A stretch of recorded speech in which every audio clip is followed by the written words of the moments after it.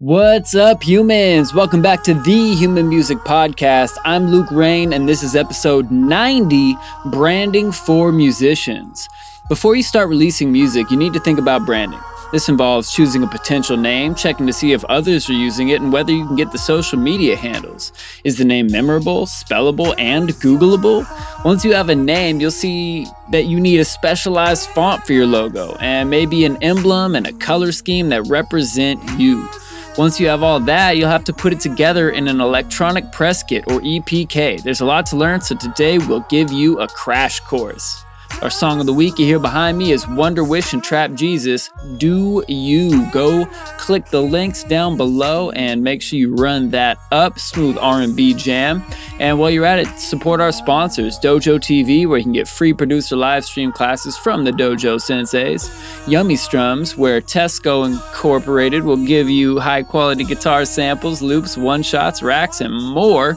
The weekly download, where you can learn from Ill Gates and his private weekly group lessons and get access to over 250 more episodes in the archive for just $20 a month, and guest practices, where you can learn from Seth Drake at the Approach Institute. He's the best engineer we know, and your first class is free. To get more episodes, socials, and sound packs from us, go to thehumanmusicpodcast.com. But let's get on into this episode, all right? Hello, people of Earth. This is Tesko with Rip Kenny and Trap Jesus, and you're listening to the Human Music Podcast. Woo!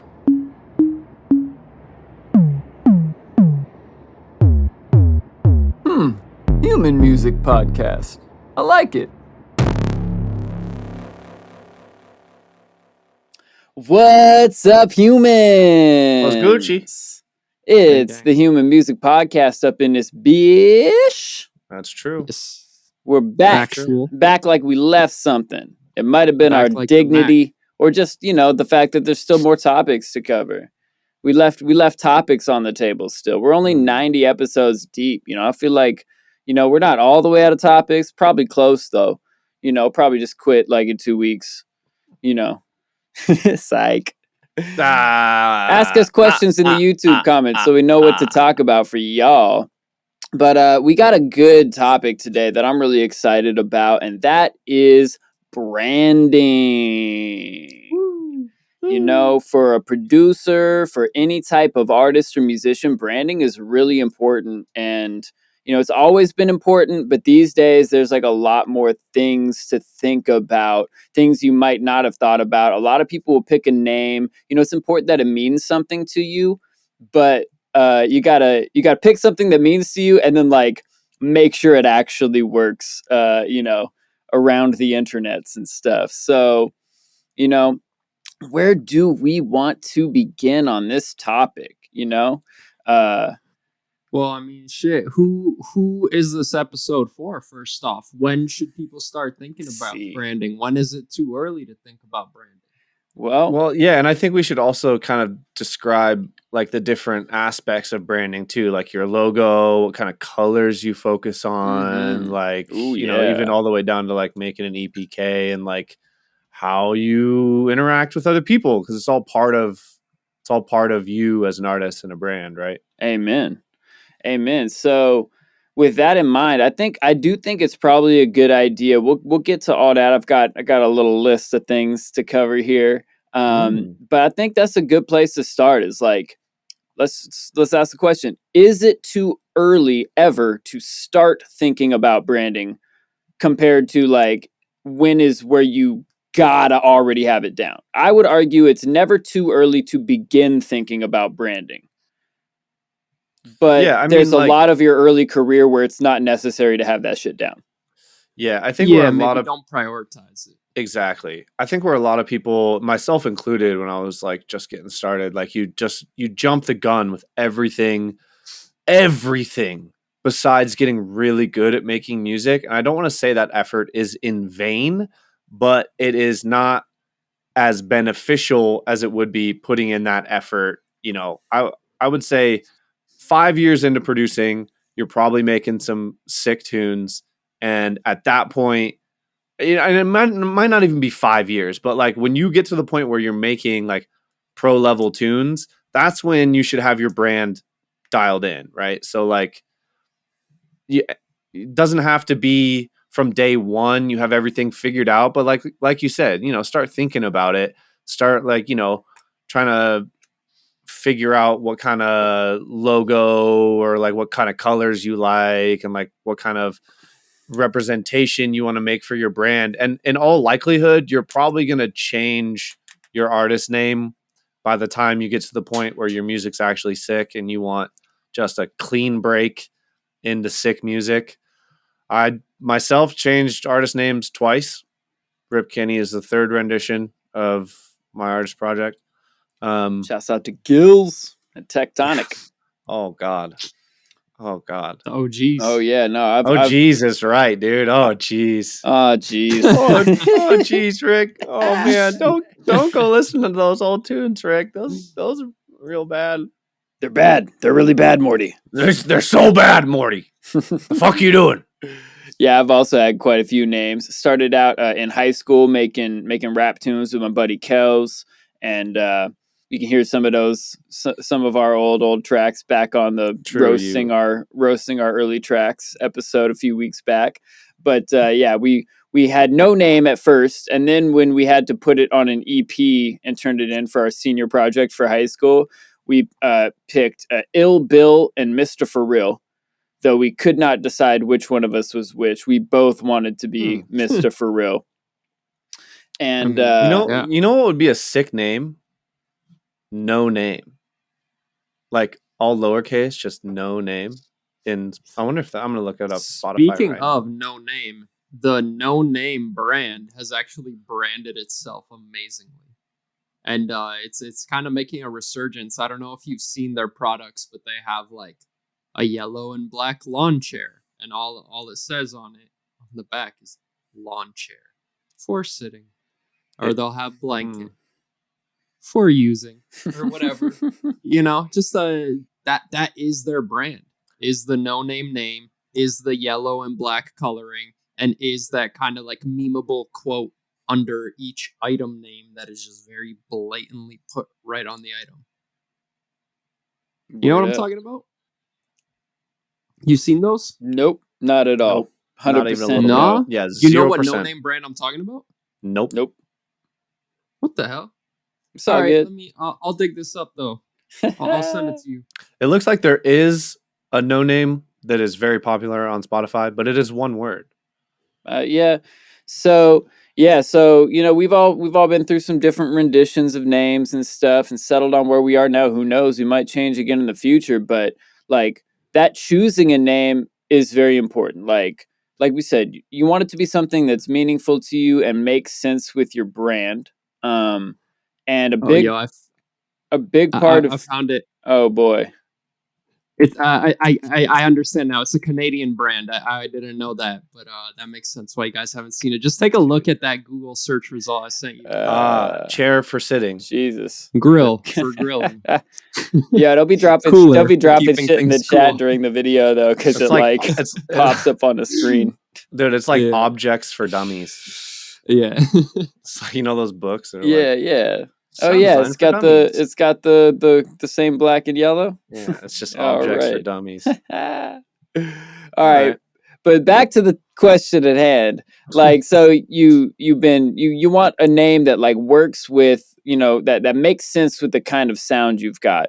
For example, my name Trap Jesus, that many of y'all know, I was using after I had been Luke Rain as a rapper. I got the nickname Trap Jesus when I started making beats more, and that was, it was working. People liked it. People responded to it. And then I focused more on making EDM tunes, and I would show people the EDM tunes, and they'd be like, "We are so confused. You say you're Trap Jesus, and this is not trap music. What? I was expecting something completely different, and now I'm just confused." And so that's when I decided, okay, cool. If I'm making hip hop beats, that'll be Trap Jesus. And if I'm making EDM tunes, I'll bring back the Luke Rain name. And that made a lot more sense to other humans. When I say I'm Luke Rain and I make bass music, they're like, yep, that makes sense. And when I say I'm Trap Jesus and I make hip hop beats, they're like, yep, that makes sense. So making sure that your sound and your name and the all the branding around it like match up and make sense together is really important. And then just like Evan did a second ago, thought of, oh, this would be a cool name, and immediately consulted Google and Spotify and checked like, wait, is this name taken already? Mhm. That's really important. Like, is the name that you are thinking of already used by somebody else, especially if it's somebody else that's really doing something with it? You know? Yeah, Right. if they have 10 monthly listeners, like, okay, you might bite it, but it ultimately is in your best interest to find something completely unique. Yeah. I mean, there's a lot that goes into a good name, like way more than you would ever expect. Like, which is why your first project where you just came up with a name randomly, or like just, it's probably not the best one, because there are so many things that go into a name. Is it trademarkable? Like, is it easy to spell? Like, if you told one of your friends, oh yeah, this is Trap Jesus, could they spell it? Definitely. Yep. Definitely. Yeah. 2 words you Not already only know that, that just haven't will been they smushed remember together it? as much. Yeah. Will they Totally. remember it? Will they remember it if they hear it out on the dance floor and they're Right. like, "Who's this?" And you're like, "Oh, it's extraterrestrial quantities of blah blah blah." And it's like, Yeah. when they're not fucked up anymore in the morning, they're not going to be able to search that up. Or if you're like, "Yeah, my name is dude Chicky Slim 7 Shady. O's and there's an X after the third O and Yeah. a Z after the seventh." It's like people doing calculations. Yeah. It's like, nah, it's not gonna work. Turns into algebra. There's so many weird characters in it. Yeah. Yeah, it's like, don't name yourself like Elon Musk's son, for example. Yeah. What is his name? Well, it's his name is Ash apparently, but it's like this like it's like that AE that's like combined, and there's a 12 somewhere in there, and I think there's an X in there as well. Are you It serious? doesn't. Yeah, it's just it looks like a freaking hieroglyphic, and it's apparently supposed to be Ash. Is this kid like a bionic superhuman or something? Like, This why else are you dude going to is give him probably some a sort of... cyborg. That's the thing, though. Like, if your name can only be written in like a special PNG format fucking logo, like you can't even type that shit. Like, Yeah. Very important. You know, like after you check if it's taken, you know, check you know, streaming first. You know, check your streaming sites and make sure that nobody else has that name. Check social media and make sure you can get your name, or at least something. Like Luke Rain was taken on multiple social medias, and so was Trap Jesus. So I had to like get a little clever on those. Like nobody was actually using them. It was like 1 tweet, 0 followers, egg for an avatar profile, you know. But you know, there was a Luke Rain, so I had to go. I looked around, like, okay, Luke Rain music I can get everywhere. I can get, you know, on all my socials. I can get Luke Rain music on a URL. You know, when I Google Luke Rain now, my name is the first thing that comes up. My website is the first thing that comes up. So like that's important. Like Googleable. Like Yeah. if you Google the name you're thinking of and a billion other things come up, that's a bad thing. Like, you know, if your name is just like an extremely common word that's in, you know, that's everywhere. Like for example, our homie Hexus previous project name was Matter. Sounds pretty cool, but he realized that when he would type that in, not only did a bunch of other people have Matter as their name, it's also like you Google it and like there's a billion articles that have that common ass word matter in it, from like science articles to just talking about things that are important. Matter is everywhere, and it's really hard to find you under the mountain of other Google search results. So finding something that's a unique enough combination of words that when you type that in, when somebody else is looking for you on the internet and types that in somewhere, you will be the first thing that comes up. It's very important to think about when choosing your artist's name. You know, it's like, it's another one of those things that like you're probably going to come up with a sick name, and then the search is like, you know, pretty clear. Spotify, maybe some one dude with one monthly listener and one song. You're like, sick, this is going to work. And then you go to all these social platforms and your name doesn't work. Your name with music after it doesn't work. Or bass on different socials. And then there's one that's like, you can't even use your name official. Like, that's going to suck. Like, you don't want to, like, to be able to say at Rip Kenny Music everywhere on all platforms. And I know it's like the same shit, like so much easier. Imagine you're in an interview with someone. They're like, cool. So yeah, tell people where to hit you up. And you're like, Luke Rain _music, comma, exclamation point on Twitter, at Luke _Rain heart emoji on SoundCloud. Like, you don't want to have to go through that list. Just no, like, you don't. it's one handle. No one else wants to. I was pretty stoked that I ended up getting ripkenny.com. Hey, man. Like, just That's straight up without fucking with it. I was pretty happy about that. And the thing is, if you come up with a good name, chances are someone else might, bite it afterwards as well. Like, I mean, for instance, Rip Kenny, I was the only one on the internet that I found before myself. And now there's two others, one being an Argentinian 18-year-old rap kid that keeps trying to upload his shit to my Apple Music. Like, what are you doing, bro? Don't do that. If you can hear me right now, please stop doing that. I have to email Apple every time you upload a song. And it's like twice a month, dude. You upload way too many shit tracks with fourth grade artwork, and it causes me stress. Yeah. Please. That is a really important thing. Like, you've like that thought of, oh, this person that I'm going up against doesn't have many monthly followers. It doesn't matter. DistroKid does not know the difference between you and them. You have the same name, and your shit will always be confused with theirs. That happens on my Trap Jesus profile too. There's a rapper somewhere named Trap Jesus that, his stuff always ends up on my profile, and then I have to go into artist separation on multiple services and be like, okay, Apple, let's kick you off and say, these ones aren't me, they're this guy. And these ones aren't me, they're this guy on Spotify. And it's a hassle, and it makes especially if the other people aren't good at music, it really makes your profile look bad. Like, oh, who's this guy? Oh, that's a pretty cool song. Oh, this song's terrible. Yeah, I'm not following him. But that's not even you. So what is it with amateur rappers jacking everyone's name? Because I'm in the same situation too, and Spotify has still not replied to me. It's been months. Oh, yeah. It's like, please get this French kid off of me.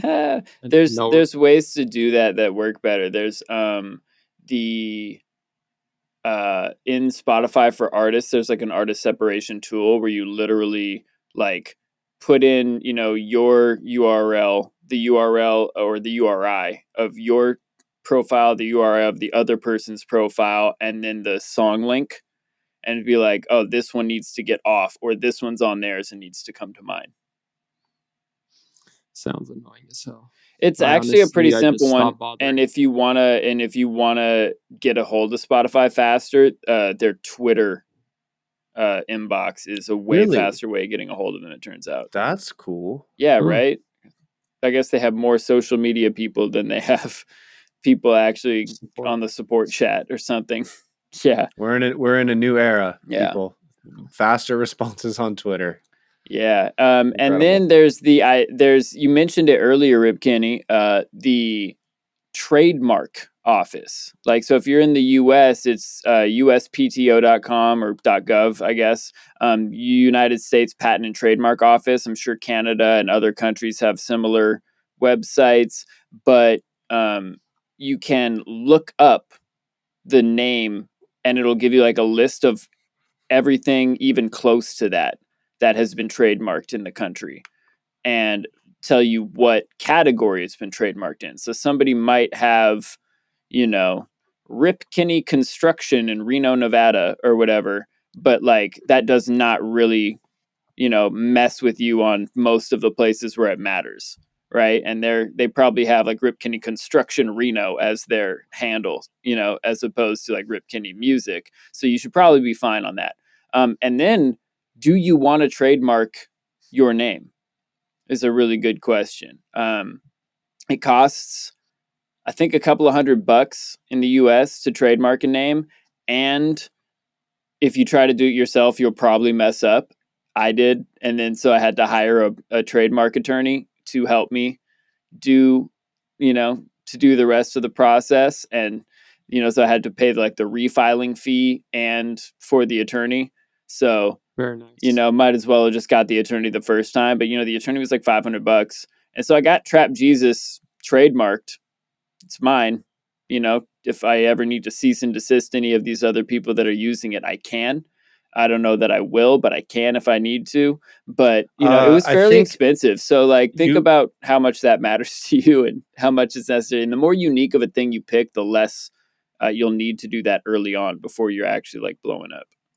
Luke, I think just because Shelb and I have talked about this at length, but like, is it needed? What happens if you do both routes?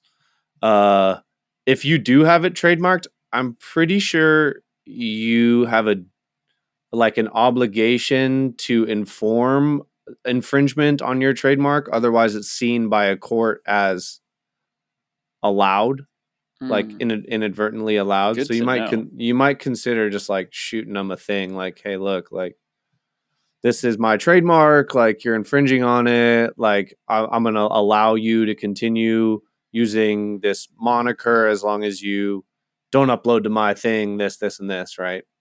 Or something like that. Interesting. What if you are not aware of it?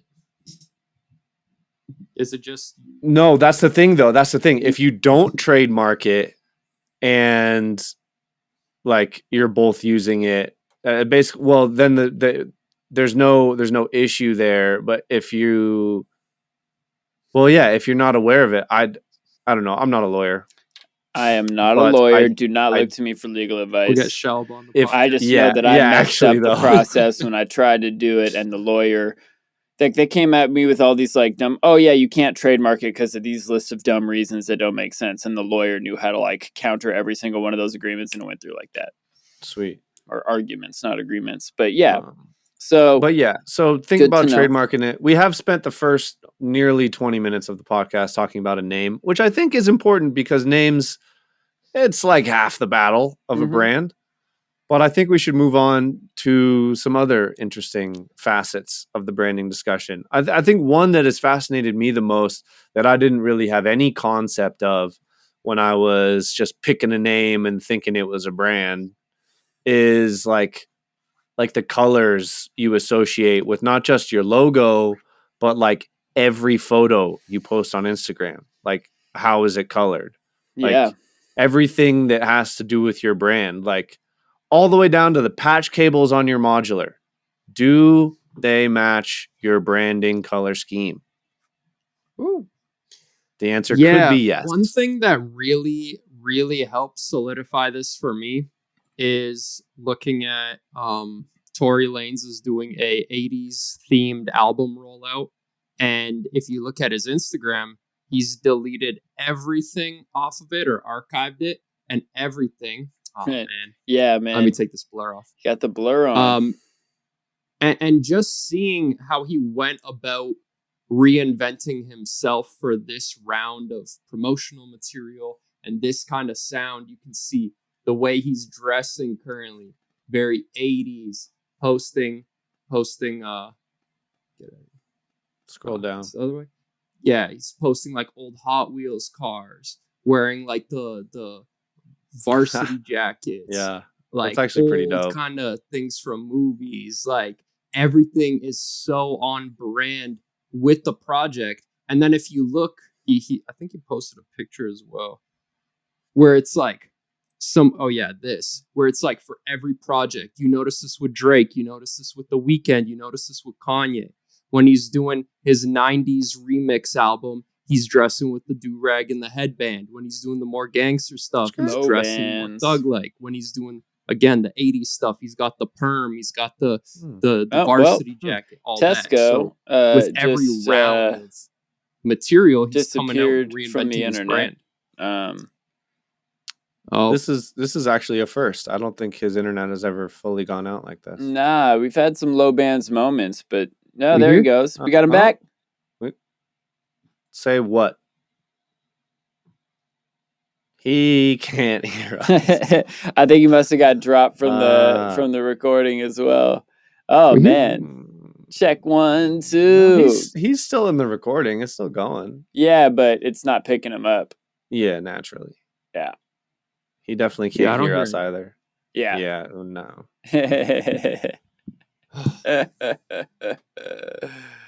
Oh boy, good times. Well, we can continue this conversation. We'll let Yeah. him get his audio figured back out. Yeah. So, coloration. So yeah, so like good things to think about, like, okay, you got your name. Then you need a logo for that name. That logo's got to have like a specific font, and that you want that font to be something that's like unique, that fits the style of music you're going for and kind of like fits the vibe. Like, you notice like metal bands will all have ridiculously Stick written, draw, like yeah, fucking prison tat looking logos. yeah. And they're generally pretty illegible. I'm not a fan of Mm. illegible logos. I think like people who like look at your logo should be able to read it.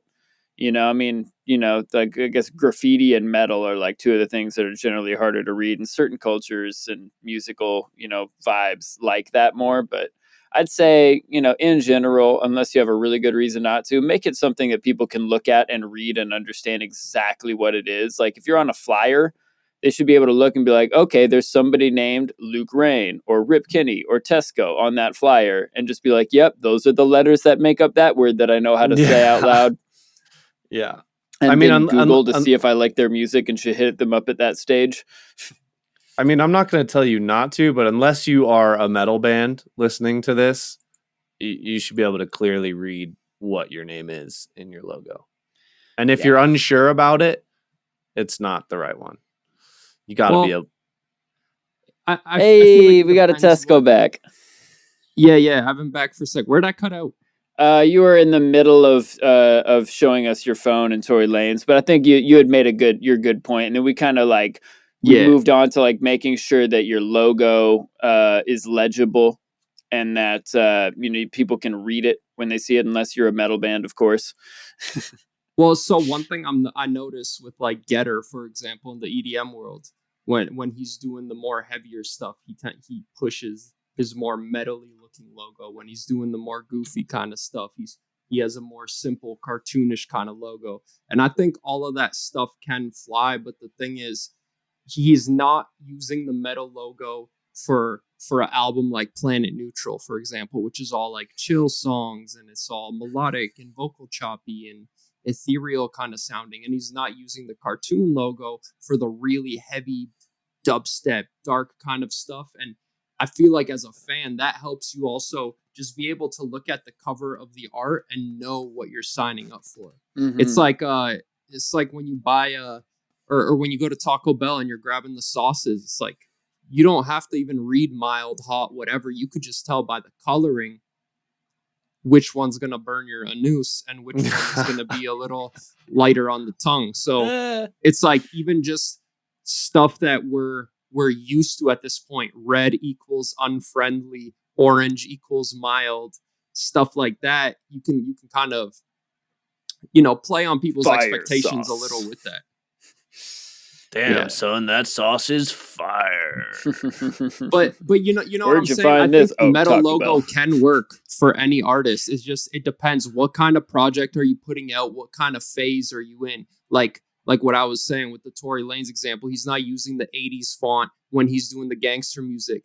Weeknd isn't using, like in the early days, right? He wasn't going in as much on the 80s stuff as he is now. Now it's like more 80s pop. He's moving in a darker direction. Kanye West, when he's doing College Dropout, compare that to Yeezus era Kanye. You know what I'm saying? Compare that to My Beautiful Dark Twisted Fantasy Kanye. It's like every rendition, it has a very specific kind of image, and they're reinventing their logos and how they dress and the whole package of it. But it's always consistent with the brand.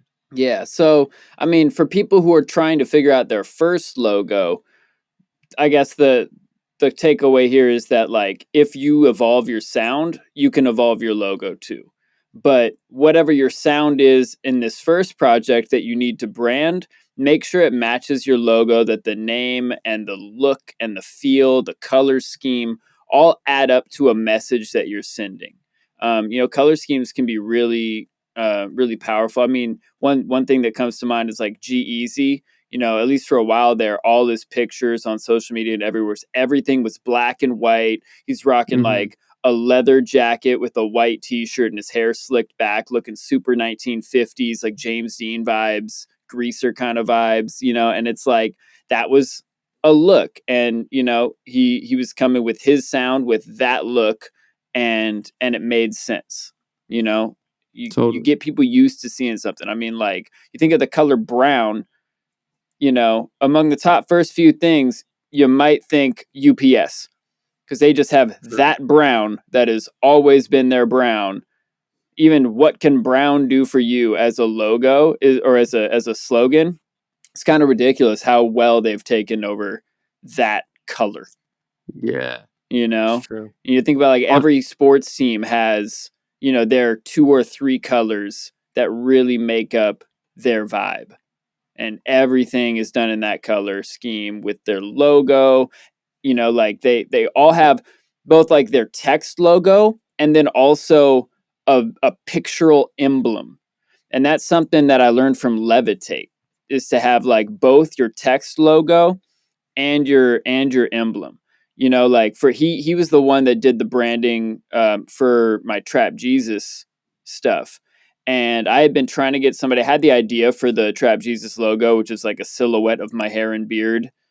And 3 artists in a row just didn't do what I needed. He was like the one that geniusly figured out like, oh, I'll just take a picture of you and flatten it and remove the face parts, but also put on sunglasses so that the eyes don't look, blank. And that came together, and he's like, okay, cool. We'll do that emblem of like this picture that represents you. And then also he did that like semi graffiti bubble letter Trap Jesus that had the same halo as the Trap Jesus emblem had above it. This is kind of like broken, raggedy looking halo that looks kind of street. And so it's like, okay, it's got the Jesus part in there on both of them. The raggedy looking halo kind of makes it gritty, and then the graffiti letters also tie it to hip hop. So it's got this like, and then the graffiti letters also have little like jagged chunks out of them. So it's like it all kind of ties together. It's really legible. It's easy to see what it is. They tie together. Everything in that is black and white is the color scheme. And and then other people do different things. There's a lot of good ways to do it. Just make sure that you're taking multiple things into account, and do some journaling about it. Write things down, take notes. Notice what other logos and brands really grab you, like the Rolling Stones with their like lips and the tongue. That's one that really sticks out to me as like a classic iconic brand. Yeah. What is Nirvana smiley face? Yeah, of course. Speaking of Levitate's logo, and what is Levitate's emblem? I know what Levitate's logo looks like. It's a rose, actually. And when I was talking to him about it, he even said like, man, if I had known how much more I would be using this rose than my actual, how much I would be using it, I would have probably picked something different. But he had already picked it. Someday he might change that up, but he's been rocking with that rose for a hot minute.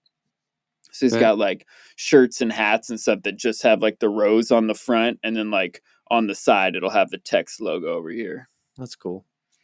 Yeah, one thing I encourage people to is I feel like rappers and corporations get this aspect the best. In some genres, arguably like dubstep and bass music genres, I feel like it's not as much of a requirement. There's a lot more just, everybody dress in black and that's the dress code and this is what we're rolling with. Whereas like with Apple, for example, very cohesive. McDonald's, very cohesive. You look at somebody like Drake, again, with the recent album rollout, it's like he's making it known like this is a collection of simp songs. I'm gonna be dressing like a soft boy. I'm gonna etch this heart into my head. This is the vibe I'm going for. When it's like Dark Lane demo tapes, he's got the ski mask on. He's all thugged out, all that kind of stuff. And you notice it's like when you get to these elite levels, McDonald's, Apple, Drake, then this stuff, that stuff is what's necessary to get you to that point where you're recognizable, to the point where, like you said, people just see your emblem and it's like, you know, they know what time it is, what's going on. Like there was a study that said like children like before they're 4 or something recognize the McDonald's logo. Oh yeah. Or like they can recognize it before they even are able to read or something like that. Huh. I mean, it makes sense, you know, like it's one symbol that represents one thing on a 1-to-1. Like every time you see the golden arches, you get a Happy Meal, you know, like you get chicken nuggets and a toy. Like, you know, that's going to burn itself into you. You drive by the thing. Oh, I know what this means. Mom, pull over. Yeah. Whereas like a word, there's 26 symbols that can go in almost any order, and you have to learn all of them and then what they sound like and then all the weird rules for when they don't sound like that to be able to like put together. And that's like, you know, that's why school is school, because, you know, from kindergarten on, you got to like build upon that skill of like putting these letters into a context where they can, you know, you can figure out what the sound is, and then you got to know what the meaning associated with that sound is. And then, you know, after you've been doing that for years, you can, you know, just boom, like click and be like, oh, like I recognize this chunk of words, this chunk of letters that means this word, that instantly hits a sound and an image in my head. But that's a lot more steps than a picture that represents yummy chicken nuggets. Yeah. So we touched on logo and coloration. One thing that Tesko, you brought up with that Tory Lanez example that I want to touch on is like just your overall aesthetic, right? Like when you're getting to the point where you're trying to get a pro level brand, like you should have like an angle for like what you're doing and like how you're doing it, or like what your lifestyle is like. Just like what is your general media aesthetic? You know, what do you guys think are some good pointers there? Well, one thing that's really interesting is it kind of relates to this, but also just everything in general, is once people have a certain expectation, they get really, really angry when that expectation is broken. and you really got to go all in on changing, you know, your perception and all of that. We talking about Getter again? Well, I mean, a lot of people think about this, right? If you bite into a chicken nugget, or you buy a Happy Meal and you don't get a toy or no chicken nuggets. Oh no, Mom. Mom, what did you do? Did you forget the toy? Go back. Go back. Exactly. I want the toy. and here's another thing that's not directly on image, for example, but like you look at an artist like Chris Brown, right? Who has a successful career after the horrible thing that happened, you know, years back. And people were still rocking with them because they had that expectation that this dude does not give a fuck. He's a thug, blah, blah, blah. But then if you look at Ass Nectar, who was very preachy about being a feminist, looking out for your fellow ravers, blah, blah, blah. When he goes against the grain and does something that is not in line with what he's been preaching, immediately canceled, not even a second chance given. So why is it that somebody who beats the shit out of a woman is still given a second chance? Is because he let you know right up front, you know, this is what it is. You know, that's just a good point. No Aussie fans were like, I can't believe he bit the head off a bat. They were like, that's fucking metal. I don't definitely buying tickets to the next show. The Chris Brown one is Eilish, for example. Speaking of aesthetics, right? So I mean, she's going through a phase where she's developing. She was a teen before and was very much like vocal about like, don't judge me for my body, blah blah blah. Went through puberty, was just wearing a little more revealing clothes is just normal. As we all go through puberty, we're finding new ways to express ourselves. Now you look at the backlash of the recent video she put out wearing a low cut shirt. People lost their shit. And it's not like they never seen a low cut shirt before, but everything they seen prior was baggy clothes. Don't look at me. Don't look at my body. Don't look at this. Then she comes out with a provocative song. She is at superstardom level, and people flipped shit because they opened the Happy Meal and there were no chicken nuggets inside. Not because there's Chicken anything nuggets had wrong with wearing a titties. low cut shirt or nothing like that. It's like there's artists who, Nicki Minaj, for example, right? Totally opposite of that, but she's always been very vocal about show it off, flaunt it, you're a queen, all that, and it's very congruent with her brand. Versus, again, when you don't get the chicken nuggets inside the Happy Meal, when you build up an audience, again, like Ass Nectar of I'm a feminist, I'm this, I'm that, and then you directly go against that and you show people an example that you're not that you're saying, people have a really big problem with that. So that applies to every regard. The Billie Eilish example is one directly for aesthetics, but I think that's the one golden rule when it comes to branding is like, make sure there's chicken nuggets in the Happy Meal. Yeah, I think that the even more like macro than that, when you're thinking about your aesthetic, like just be authentic. Like what other than music do you love? Like Joyride, I remember he loved like fucking souping up cars and like the whole like drift kind of like, modded Hondas type like look. And like he used that aesthetic in like a lot of his branding and his artwork, even his songs use like engine sounds and stuff. And it all just felt his name. I was about to say his name makes so much more sense. It all links together and it makes a lot of sense, but you're going to get the toy and the Happy Meal with that though, because he's enthusiastic about that stuff. He knows about it. He's not doing it to create a brand out of thin air that he thinks will get attention. It's authentic to him.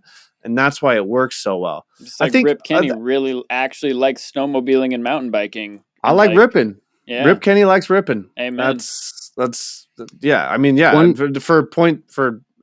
Emphasis or explaining that, like, yeah, my brand is literally the shit that I like to do other than music, like mountain biking, snowmobiling, and dirt biking and stuff like that. Like it's authentic to me. So like that's what I use for a lot of the inspiration for like artwork or stuff that I post on Instagram, and like the sound kind of fits those things like intentionally or unintentionally. But I think that's all because it's like just all parts of me that are like super authentic, right? Like that's why. Well, no one knows my brand works or not yet. It's not proven, but the fact is, it is the way it is because it's just what I like, right? And I think the caveat there, I think is it definitely comes easier if you're being authentic because you don't have to try hard. But at the end of the day, you can even get away with being unauthentic as long as you're selling some kind of cohesive experience. You're going to have a much harder time upholding that image. But I've definitely heard of artists where they're like, yeah, my persona actually doesn't even represent who I am really. I'm a pretty quiet dude, but this persona is my chance to be loud and obnoxious and let that aspect of me out. Or how many times you hear a metal band or you watch an interview and they're so calm and collected and down to earth. Yeah, you ever seen Slipknot really give an interview? This is my chance to get this out. You ever seen Slipknot? Like chill. Dude, yeah, they're like so chill and like super intellectual with their responses. And like if the interviewer asks a dumb question, they just like absolutely devastate him with like just like explaining really intellectually why that just does, that's just stupid. It's hilarious. And it like you wouldn't expect that from them, but you're right. You're absolutely right. Like you can come up with a brand that is something that is not necessarily the OGU, but I think that the caveat on that caveat is it has to be tasteful. Otherwise, it's really easy for people to hate on it. Yeah.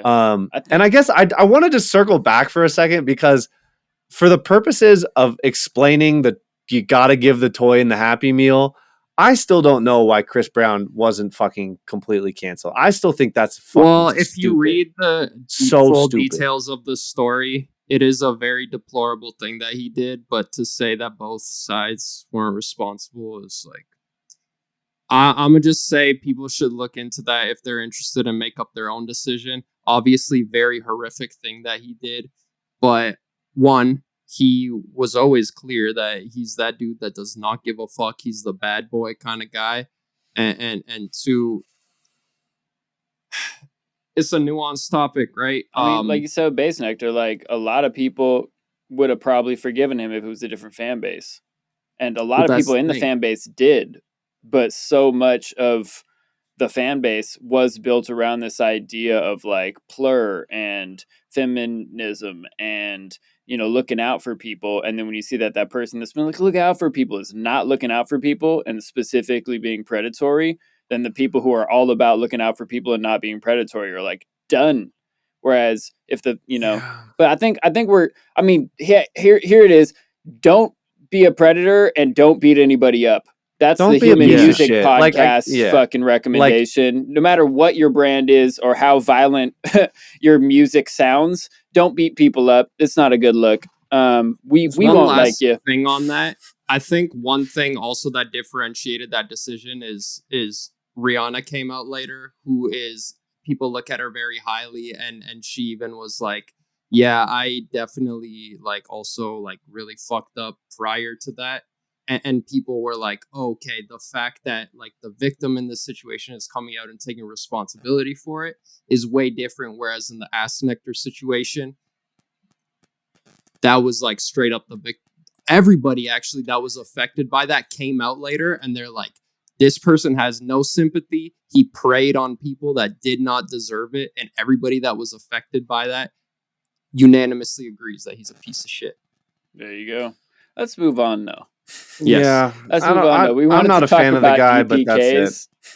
Yeah. Hey, I'm not a huge fan. I'm not a diehard of either, but context for again, it's that golden rule is just don't break expectations. You can even at the end of the day end up beating somebody up and didn't break expectations, still has a career. So just be the full package. I just don't love that though. I don't love that. Like if your brand is you're a party guy and then you roofie some chick at a party because you're the party guy, it's not fucking okay. That's not okay. Like you can't you shouldn't just get away with that. And I think with that, let's move on. It don't matter. If it's fucked up, it's fucked up. Let's move on. I'm not debating morality. I'm just saying it's very interesting that studies have been done on it psychologically, and it just seems like the one rule is don't break expectations. Yeah. You would be pissed if you opened up an R&B playlist and a metal song came on the 5th track. I would not. Actually, I would. Well, yeah. I would prefer you feel me though. You wouldn't open up an R&B playlist. You're right. You would open up the metal playlist and been weirded out if track 4 was Return of the Mac. Yeah, I would. I really, really would. I didn't sign up for that. Yeah. But you want to talk about EPKs. So before we're out of time and shit, guys. Yeah. So along with all these other aspects of branding, I think one thing that a lot of producers might not know that they need, or something that, you know, is important to put together for yourself when you're trying to promote to play shows and really take your brand that last 10% to the professional level, is something called an electronic press kit, or EPK for short. And basically what it is like your brand and your sound and what you do in a nutshell.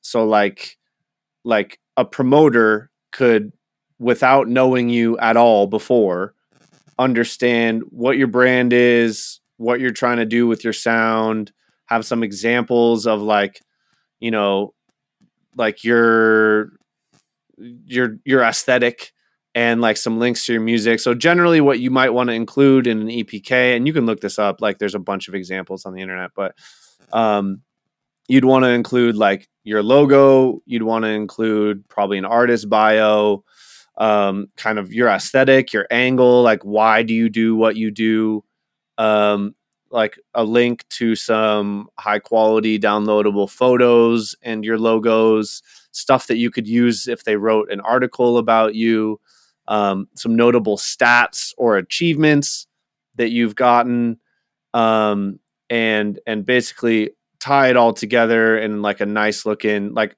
the reason I bring this up is I just had to make one, or like I like actually make one. I've like thrown together stuff before to like, send. Well, like when we were doing that tour, Yeah. Luke, like we had to throw together an EPK to send people just so they like had something to make it look like we were all professional. But I had to put together like a legit one recently, and I was reminded of how much work it actually takes to write copy that actually feels like it fits you and your brand and your like what you're trying to do, and like it takes a while. So don't sleep on that if you're getting to the point where you're trying to book shows. Like it takes a while to get dialed in. But just something that like I did mine in just Google Docs and then turned it into a PDF with like links and stuff.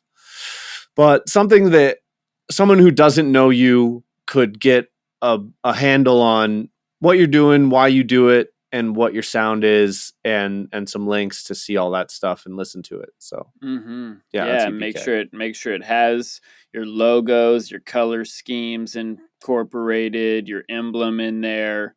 Like we said, links to your URL, your socials, your streaming. Make sure they're all socials consistent across the board so that you look professional with that, not the underscore space exclamation point hashtag in the the handles. And then the last thing I wanted to round out this conversation with is just like in general, like how you even like type or interact with other people, right? So this goes everything from writing an email to writing a caption on Instagram. Like what is your voice and how do you want that to come across, right? Like if you're like very plur, like you'd want to write like a lot of inspirational stuff and like come across as like this bountiful, like loving energy, and you'd have to figure out how to translate that into words and phrases and stuff that like you might use as taglines, or even like an emoji or two that like represent your brand and like all come across to create the finishing touch of the cohesion for your brand, right? And above all else, just be professional when you're like emailing people and like corresponding. Like I know it's really easy to write an email to someone like a text because you're like an artist and you're edgy, bro. Like no, like just be professional.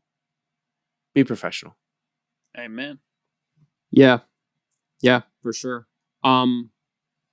Yeah, know your audience, know who you're speaking to. If you're trying to close a deal, don't be ruffling and LMAOing. But one thing I also noticed too is like if you look at, and again, I'm always going back to the rap artists because I feel like they got this branding thing down so well. You look at somebody like a XXX Tentacion or like a Lil Peep or somebody that was like huge in the last couple of years. And who's their primary fan base? It's all a younger crowd. And what do they always talk about in the interviews? We're doing this for the kids. Oh, the kids are going to love the show. Oh, the kids are going to be raging to this. That's why the older generation, they don't get it. They didn't like those artists when they came out. They weren't part of the group that made those artists get to superstardom level. But when you watch their interviews, they're always talking about the kids. Oh, the kids are going to come to the show. Oh, the kids are going to love this next album. They knew who they were talking to. Amen. And they're not preaching investing your money, and they're not preaching adult topics, right? They're preaching casual fun and raging your face off. Hey man, Yeah. really good point. Like, know your audience, make sure your message and your branding and everything all add up to the message and the purpose your music is for in the world. The who it's for and the why it's for, the where and the when. Like, is your What music emotions? like late night music, or is it daytime music? Are you sitting indoors or are you outdoors? Are you at the beach or in the mountains? Like, what's, you know, where does your music live? Who's the people that are listening to it, and what's it look like and feel like? That's all really important stuff. That's also going to make it way easier once you have all this branding down to market your music, to create ads and figure out who your audience is in those ads to get the people that will actually hear your music and be like, oh my God, I need this in my life. And not like, yeah, that's cool and all, moving on. Just keep scrolling. Yep. Yeah. Oh, one last point, actually, while we're on that, you shouldn't be speaking to everybody. Amen. If you're playing it safe to cater to everybody, then you're speaking to nobody. You should turn some people off with your brand, because that is also going to be the thing that resonates very, very deeply with some people. Amen. Like, Exactly. if your audience is cynical, be cynical. If your audience is not cynical, don't be cynical. Like, if your audience is like happy, lovey, hippie, lean into that. If your audience like dresses in all black and headbangs and drinks Jack Daniels, shit, lean into that. Like, you know, Yeah. and hopefully that's got some overlap with your with your personality too. Like we said, it doesn't have to be your entire personality, but I think we were mentioning those examples of people who, it's like, oh, yeah, I'm pretty chill in my normal life, but when I get on stage, I fucking rage and headbang and scream into the mic. And it's not like that's not in them. It's not like this is Gary the accountant dressing up in Slipknot, for Yeah. for one day a week. It's like they love this shit, but they're also like they get that out on stage, and then they're like chill dudes that don't, just they don't need to go fight everybody. you know So it's like you can amplify a part of your personality for your persona, and that's cool. Like, Yeah. but and I think you're right, guys. Like, it will be easier if it's authentic. I think it will be easier for you to maintain. Like, it's so much easier to post stuff that you're actually doing in your day to day on your socials, or like, repost memes that you actually really like and that come to you, than it is to like try and go like reinvent the wheel all the time. Mm. It'll just make it easier on yourself and easier to keep it up, because you're not like trying to build this persona. You're like just like amplifying part of you. Yeah, I think That's in the true. end, I think branding wise, personally, that's the takeaway for me, is that like it's easier for everything to make sense if you just like, who am I, and there's your brand, right? Like, if you have a big team and a budget, and like you're able to put in the extra work and resources to create this larger than life brand, like, by all means, go and do it. But I think for most people listening to this podcast, you should be focusing on who you are, why do you do what you do, and how does that translate through your music. That'll probably be the closest thing you can get to a brand that's going to work really well for you. And be a good person. Don't be a dick. Yeah. Don't be a dick. Well, woo. All right, humans. Till next week when we're talking about whatever we talking about. Peace. Peace. And peace among worlds. Ha ha ha ha. Good job, woman.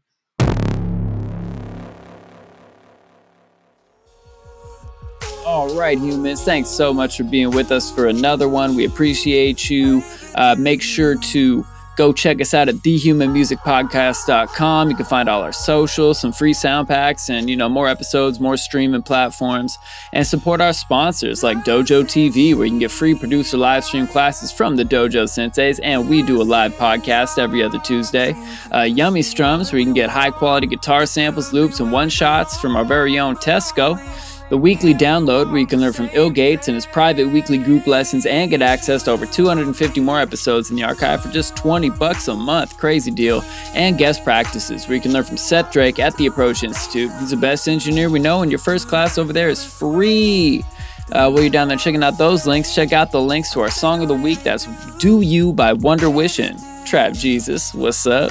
We got the links to various streamings down there. Please go run that up and add it on your favorite streaming platform. And we appreciate y'all. Till next week, come back. We got an episode all about being a self-sufficient music producer. Till then, peace. Peace among worlds. I like it.